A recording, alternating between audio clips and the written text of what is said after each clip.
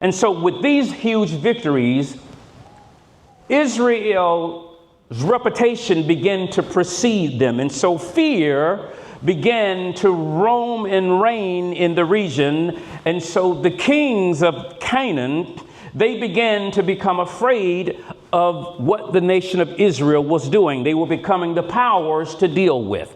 Almost like they were the Americans, right? Unstoppable force when it comes to military stuff.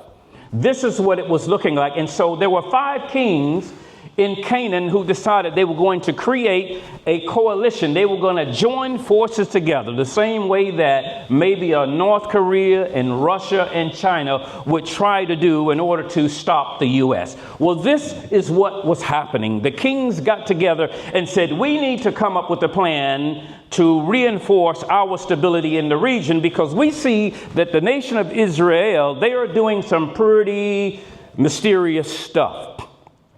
And so here, now the other country here called Gibeonites, now they also were in the land of Canaan. But what they did, they schemed a plot. They put a plot together to deceive Israel, to get Israel on their side. Even though they were in the land of Canaan and they knew they could not defeat Israel, and they were to be cast out of Canaan as well, because God had promised the nation of Israel this particular land.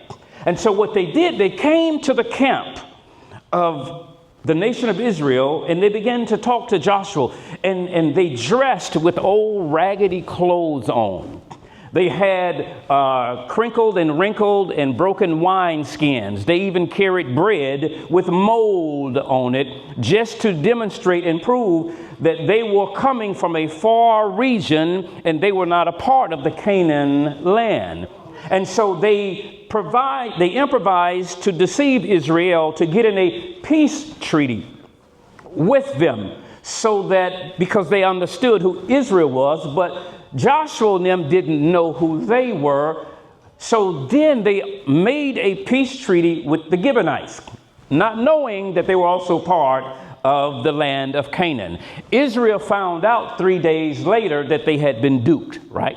They had been tricked. They had been bamboozled. And so once the other 5 kings found out that the Gibeonites basically came in partnership with Israel, they considered them to be traitors, because they should have been coming into the coalition with the other 5 kings. But they did it a different route.